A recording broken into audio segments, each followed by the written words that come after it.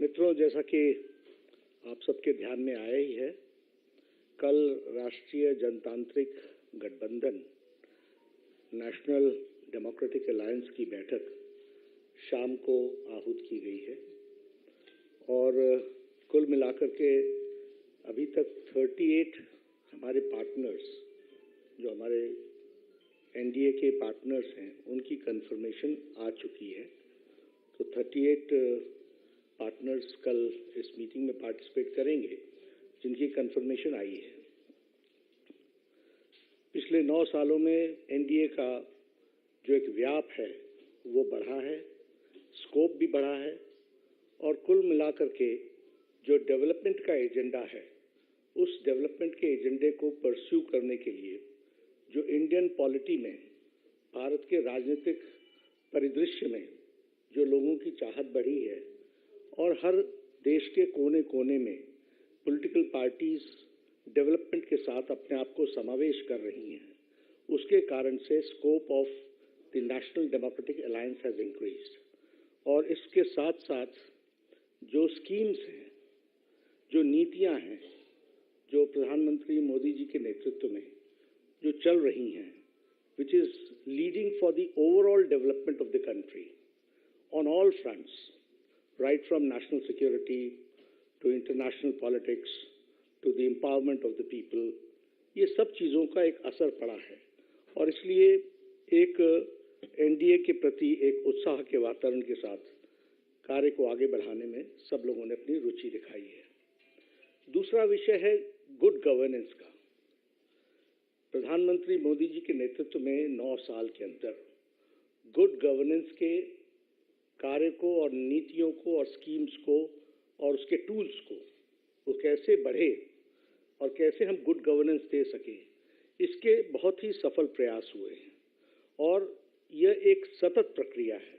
It is a continuous process और continuous process के साथ साथ गुड गवर्नेंस के का, जिसे हम कहते हैं कि फिनिश्ड प्रोडक्ट और अच्छा कैसे हो सकता है और उसके लिए बेटरमेंट के लिए जो इंटरवेंशंस की ज़रूरत होती है, उसके प्रति एनडीए की गवर्नमेंट हमेशा सजग रही है। आज मैं आपके साथ ये शेयर कर सकता हूं कि डायरेक्ट बेनिफिट ट्रांसफ़र में 28 लाख करोड़ रुपए have been directly transferred to the beneficiaries right into their accounts, and still we are trying to see to it. We have been able to block check the leakage of 4 to 5 lakh crores जो leakage का scope था। उसी तरीके से अगर हम देखें, digital tools का उपयोग बहुत बड़ी मात्रा में गवर्नेंस में बढ़ा है, जिसके कारण एक पारदर्शिता, ट्रांसपेरेंसी, उसको हम लोगों ने आगे बढ़ाया है। जब हम एम्पावरमेंट ऑफ द पीपल कहते हैं तो वह भी 9 साल के अंदर फोकस्ड हुई है और वो एक तरीके से तयशुदा तरीके से सभी सेक्शंस ऑफ द सोसाइटी को एड्रेस करने के लिए की गई है। गांव, गरीब, वंचित, पीड़ित, शोषित, दलित, युवा, महिला, किसान, इन सब के प्रति स्कीम्स को फोकस किया गया है और फोकस करने के कारण इनके एम्पावरमेंट में हम लोगों को बहुत ही सफलता मिली है और इसके कारण भी एनडीए और एनडीए के घटक दलों में एक उत्साह, एक वातावरण देखने को मिलता है और तीव्र गति से आगे चलने की आकांक्षा को हम आगे बढ़ा रहे हैं। उसी तरीके से ज़ीरो टॉलरेंस फॉर करप्शन और ज़ीरो टॉलरेंस की दृष्टि से, जैसे मैंने कहा कि सतत गवर्नमेंट के अंदर भी टूल्स का उपयोग करना, थर्ड पार्टी सपोर्ट लेना और कोई भी किसी भी तरीके का करप्शन बर्दाश्त न होना, इस बात को भी हम आगे लेकर के चले। एक मैं आपसे ज़रूर कहना चाहूँगा कि पिछले 9 सालों में strong leadership of prime minister Modi, यह हम सब लोगों को देखने को मिली है, जिसको देश ने भी सराहा है और एक बहुत ही पॉजिटिव वातावरण बना है। एक साधारण भारतीय भी गौरवान्वित महसूस करता है जब वो देखता है, बेचारा पढ़ा लिखा भी कम है, तब भी वो जानता है कि मोदी जी ने कोविड मैनेजमेंट में दुनिया में एक मिसाल पेश की है, जहां बड़े बड़े डेवलप्ड देश अपने आप को अनडिसाइसिवनेस के कारण, अनिर्णयता की स्थिति के कारण वह सफल नहीं हुए, वहीं प्रधानमंत्री मोदी जी के नेतृत्व में कोविड मैनेजमेंट में दुनिया में मिसाल दी है। और मिसाल सिर्फ इसमें ही नहीं है कि आपने लॉकडाउन लगाया, सिर्फ इसमें ही नहीं है कि लॉकडाउन के दौरान देश को तैयार किया, सिर्फ इसमें ही नहीं है कि आपने वैक्सीन बना ली 9 महीने के अंदर, सिर्फ इसमें ही नहीं है कि वैक्सीन बना करके इसके साथ साथ 220 crore dose, double dose with booster दे करके देश को निजात दिलाया। और सब जगह पर कोविड की लड़ाई इन गवर्नमेंट्स ने लड़ी। यहाँ मोदी जी ने कोविड की लड़ाई समाज के साथ और देश के साथ लड़ी, और देश ने लड़ा उसको, उसका नेतृत्व मोदी जी ने किया, लेकिन उन्होंने देश को साथ अपने लेकर के चले। तो यह पीपल्स पार्टिसिपेशन, इसका भी एक इसमें हम लोगों को मिसाल देखने को मिलती है। अभी आर्थिक जगत की बात हो रही है, तो आर्थिक जगत की दृष्टि से भी देखा जाए तो जब दुनिया की आर्थिक स्थिति एक आर्थिक मंदी से गुजर रही है, जब दुनिया में भी यूक्रेन वॉर के सप्लाई चेन का असर पड़ रहा है, जब दुनिया में भी कोविड मैनेजमेंट के कारण तकलीफें आई हैं, वहाँ इंटरनेशनल मॉनेटरी फंड बोलता है कि इंडिया की is one of the most stable economy and it is the bright future. Morgan Stanley बोलते हैं कि यह एक फास्टेस्ट ग्रोइंग इकोनॉमी है और ये की ड्राइवर है for Asia and for the global growth. हमारी गरीबी आज 22% से घट करके 10% से कम हो गई है अकॉर्डिंग टू IMF। हमारी अति गरीबी 1% से भी कम हो गई है।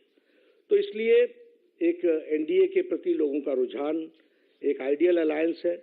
ये अलायंस सत्ता के लिए नहीं है, ये अलायंस सेवा के लिए है, ये अलायंस भारत को मजबूत करने के लिए है और भारत को मजबूती देने के लिए है। जहाँ तक UPA का सवाल है और ये जो ऑपोजिशन के अलायंस है, ये भानुमति का कुनबा है और कहीं का ईंट कहीं का रोड़ा, भानुमति ने कुनबा जोड़ा, इस तरीके का ये अलायंस है।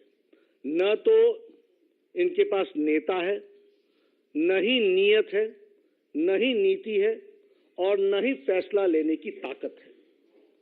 यह फोटो अपॉर्चुनिटी के लिए अच्छा है, लेकिन सच्चाई ये है कि न तो इनके पास कोई फैसला लेने की ताकत है और न ही वो नीयत है, न ही नेता है। स्वार्थ की राजनीति पर आधारित ये एकता की जो बुनियाद है वो बड़ी खोखली है और इसीलिए यह कोई डिलीवर करने के लिए नहीं है। यह 10 साल के UPA के सरकार के भ्रष्टाचार और घोटालों का टोला है। 10 years of non-governance, corrupt government, corruption, उसका ये टोला है और 20 लाख करोड़ रुपए के घोटाले को से बचने का और उस पर एक्शन न हो, उसके लिए यह एक जुड़ाव है, एक टोले का जुड़ाव है। इसको हमको स्पष्ट रूप में समझ लेना चाहिए, ये हमको ध्यान में रखना चाहिए। देश ने तय कर लिया है कि 2024 में प्रधानमंत्री मोदी जी के नेतृत्व में इस संकल्प के साथ कि हमारी एकता जो देश के हित के ऊपर आधारित है, अटूट है, अटल है और हम फिर एक बार 2024 में NDA रिजॉल्व करेगा कि हम मोदी जी के नेतृत्व में देश फिर से एक बार NDA की सरकार बनाएगा। तो ये कल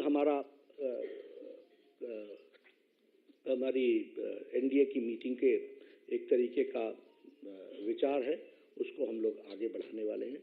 मैं अपनी बात यहीं समाप्त कर रहा हूँ। मित्रों, बहुत सारे लोग देख रहा हूँ मैं सवाल पूछना चाहते हैं। हम कोशिश करेंगे कुछ सवालों को ले पाने की। विकास भदौरिया।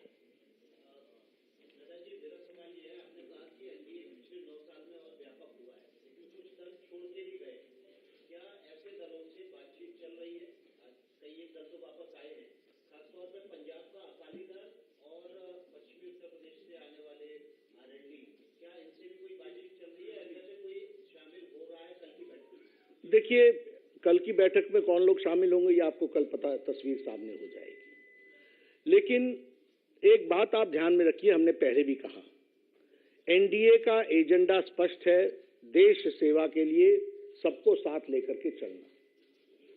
हमने किसी को कभी भी किसी मोड़ पर नहीं छोड़ा है। हमने हमें छोड़ के जाने वालों के बावजूद भी हमारी बातचीत, हमारा व्यवहार, हमारा आचरण हमेशा दोस्ताना रहा है, क्योंकि हमारा ब्रॉडर पिक्चर है सबका साथ, सबका विकास, सबका विश्वास, सबका प्रयास, फॉर दैट लार्जर कॉज।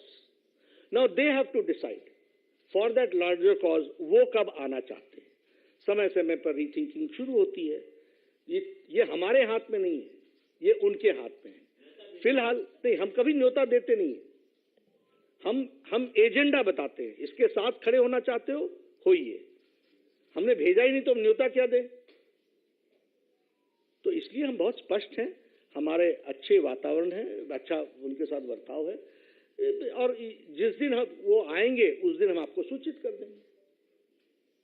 उसके पहले तो हम आपको भी सूचित नहीं कर सकते। रविंदर जी,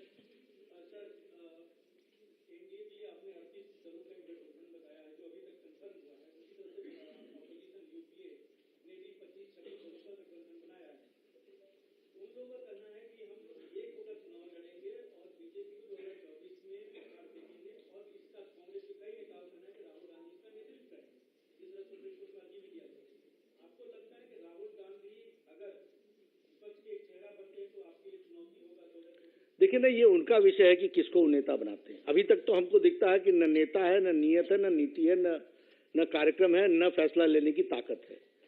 जब हो जाएगा तब बात करेंगे। We will cross the bridge when it comes. और दूसरी बात, हम कभी भी किसी दूसरे की कमजोरी पर चुनाव नहीं लड़ते। मैंने कई बार बताया रविंद्र जी, हम अगर तकलीफ में आते हैं तो हम अपनी कमजोरी को ढूंढते हैं, और हम जब जीतने का प्रयास करते हैं, और जब हम जीतने का प्रयास करते ही हैं, वो हम अपनी ताकत पर करते हैं। यतेंद्र जी, जब पहली मीटिंग पटना में यूपीए विपक्षी दलों की हुई थी, तो उसमें एक तरह से आम आदमी पार्टी ने धमकी दी थी कि अगर उनकी मांगे नहीं मानी जाएंगी तो कांग्रेस नहीं मानती तो वो मीटिंग में शामिल होगी। क्या आपको लगता है कि कांग्रेस इस बार दबाव में आ गई है, और धमकी जो केजरीवाल ने दी उसके प्रेशर में कि कांग्रेस ने कहा कि वो अध्यादेश पर उनका समर्थन करेंगे? ऐसा है, मैंने पहले कहा कि गलत कार्य करने के बाद गलत समझौते ही करने पड़ते हैं। These are all manifestations. मूल बात क्या है कि 20 लाख करोड़ रुपए के घोटाले पर पर्दा, आधे लोग न्यायालय से बेल पर, और पहली सरकार भी आम आदमी पार्टी ने कांग्रेस के समर्थन से बनाई थी। तो कौन सी नई बात है? ये तो कॉम्प्रोमाइज सिर्फ इतना ही नहीं, इससे कहीं अधिक करने वाले हैं। देवेंद्र प्रसाद, कांग्रेस के राष्ट्रीय अध्यक्ष का ये कहना है कि क्योंकि उनके गठबंधन की बैठक हो रही थी, इसलिए आप लोग कर रहे हैं, और एजेंसी का दुरुपयोग करके जो आपसे विपरीत विचारधारा वाली पार्टियां हैं उनके साथ आप लोग गठबंधन कर रहे हैं। जाहिर तौर पर ऐसी कोई बात नहीं। देखिए, सबसे पहली बात तो यह है कि कांग्रेस पार्टी की एक दिक्कत है कि कांग्रेस पार्टी का पढ़ाई लिखाई से लेना देना बहुत कम है।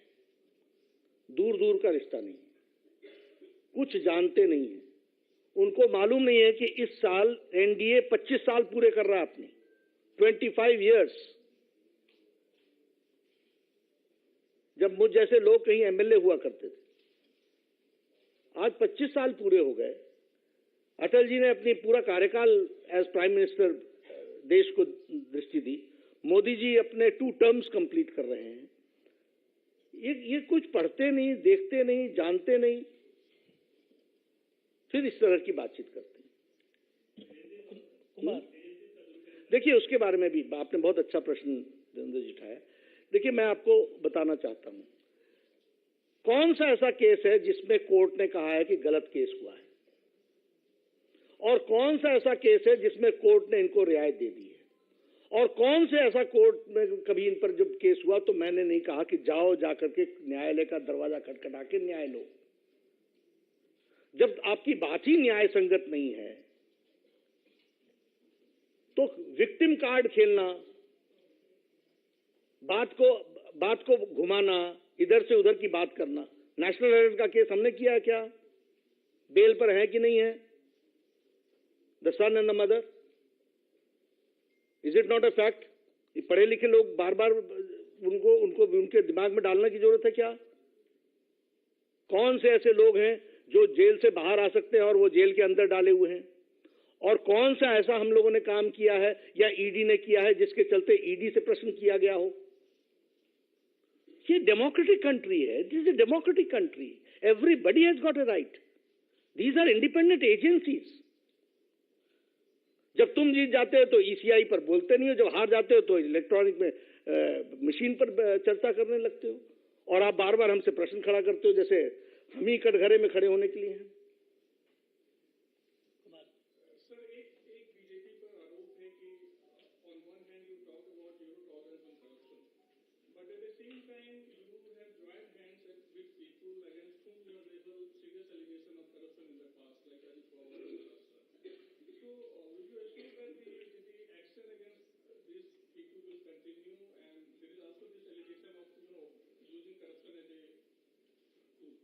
Again, you have given me an opportunity to clarify this, and this is a very important issue. First of all, you understand one thing, that Bharatiya Janata Party and Bharatiya Janasangh, right from the decades, 50th decade, right from when it came into existence, उस दिन से लेकर के आज दिन तक, it is the only political party which is ideologically in continuity pursuing the issues for which it has come into existence. May it be Article 370, may it be Ram Mandir, may it be other issues. We have always, for strong nation, अब nuclear की बात हम लोगों ने कब कही थी, जब लोग हमको हमारा मजाक बनाते थे, लेकिन हमने वो न्यूक्लियर टेस्ट अटल जी ने करके दिखा दिया, तो हमारी कंसिस्टेंसी है। अब ये एक आइडियोलॉजिकल यात्रा है, people join, somebody understands today, somebody will understand tomorrow, somebody will understand day after tomorrow. आप बोलते हो सबका साथ, उसका साथ नहीं मिल रहा, मैं बोल रहा हूँ आज नहीं मिलेगा, 5 साल बाद मिलेगा। Now the third thing is about the corruption. Law will take its own course. We respect law. We respect the law of the land. We respect constitution. हम संविधान की रक्षा करने वाले लोग हैं। कानून के दायरे में सबको बढ़ने का अधिकार है, और इसलिए इसमें भी उसी तरीके से आगे बढ़ने का अधिकार है। लेकिन एक मूवमेंट है, उस मूवमेंट में हमारे साथ कोई जुड़ना चाहता है तो हम जरूर, वो आइडियोलॉजिकल कमिटमेंट के साथ कोई खड़ा होना चाहेगा तो हम चलेंगे। आखिर डेवलपमेंट अकेले हमने तो नहीं करना है, सबने मिलकर करना है।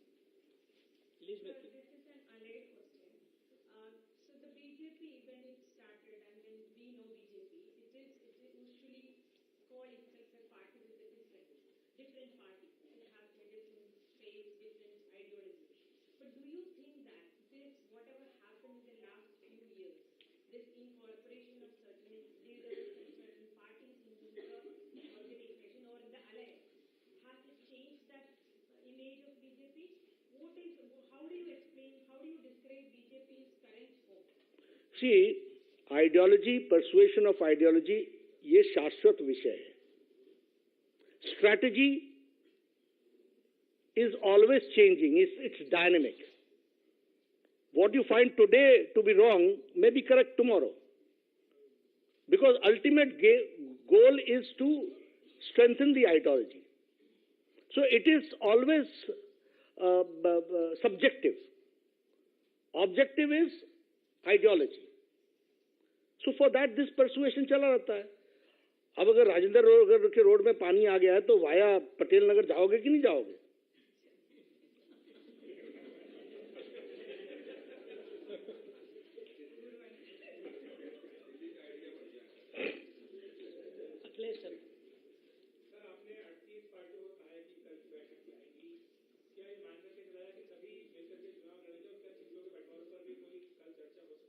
नहीं, ऐसा नहीं है। हमारी वैचारिक पृष्ठभूमि पर देश के हित में 9 साल में किया गया कार्य, उसको आगे बढ़ाना, वह हमारा उद्देश्य है। सीटों के एडजस्टमेंट और ये सब चीजों की बातें, कौन कहां पर क्या, कितना उपयोग कैसे होगा, ये सब चीजें हमारे यहाँ सिस्टम के अंदर निहित है। वो हमारे, जैसे हमारा लोकल यूनिट करेगा, उनके साथ प्रिलिमिनरी कोई डिस्कशन होगी, उसमें से कुछ निकल करके आएगा, फिर आगे देखेंगे।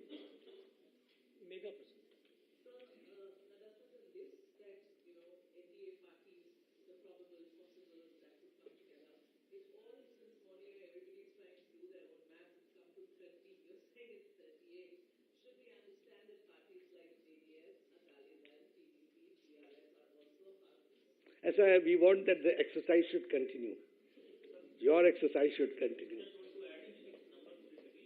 हैं? हाँ हाँ, हमेशा हम लोग पॉजिटिव सोचते हैं। हिमांशु मिश्रा, कोई बात नहीं, आएगा नंबर। एक मिनट, ऐसा नहीं, हिमांशु मिश्रा। नड्डा जी, मेरा एक सवाल है। 2019 के अंदर जो दल आपको छोड़ के गए थे, उपेंद्र कुशवाहा, 2019 में ही ओम प्रकाश राजभर आपको छोड़ के गए, फिर चिराग पासवान छोड़ के गए, मांझी छोड़ के गए। उन्होंने आपकी विचारधारा के खिलाफ जाकर बोला। अब ऐसी कौन सी जरूरत पड़ गई है आपको कि वो आपके साथ आ गए और आपकी विचारधारा पर उनको विश्वास है, या आगे वो इस तरह से आपको छोड़कर नहीं जाएंगे आपकी विचारधारा? हिमांशु जी, आपने प्रश्न को बड़े अच्छे शब्दों में रखा। वो छोड़ के गए, वो छोड़ के गए, वो छोड़ के गए, वो आए, वो आए, वो आए, और हमसे पूछ रहे हो कि आपको कौन सी मजबूरी थी? वो छोड़ के गए, वो आए। हमने पहले कह दिया कि ना हम किसी को ना हमने किसी को छोड़ा और ना हमने किसी को बुलाया। हमारा काम स्पष्ट है कि हम स्पष्ट रूप में सब लोगों को, क्यों हम JP Nadda, I am not permanent here, लेकिन ideology is going to remain permanent, party is going to grow, party is going to go forward. तो हमारे बाद भी जो आएंगे उनको कोई मैं सेट प्रिंसिपल्स दूंगा कि नहीं दूंगा? तो वो सेट प्रिंसिपल एनडीए का है कि हम किसी को छोड़ते नहीं, जो छोड़ के चले जाए उसके प्रति भी हम सद्भाव और प्रेम रखते हैं, और हम जब भी वो आना चाहें वो आ जाएं। देखिए, फिर मैं वही कहता हूं कि उनको पानी दिख गया, बाद में समझ में आया कि नहीं यही रास्ता है, तो आ गए। ऐसा है, फिर मैं आपसे कहता हूं कि उनसे पूछिए ना, हमसे पूछ के तो गए नहीं थे। नहीं, सुजीत साहब, सर, मेरा इसी सवाल से जुड़ा हुआ है कि जो पार्टी छोड़ के चली गई थी, उसे लगा कि अगर मैं छोड़ के दोबारा नहीं आया तो ये हमें छोड़ेंगे नहीं।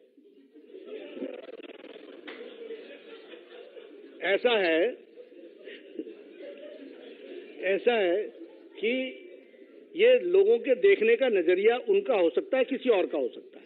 हमारा नजरिया बहुत स्पष्ट है, देश के हित में चलने वाले लोग जब भी आना चाहें वो आने के लिए हम तैयार।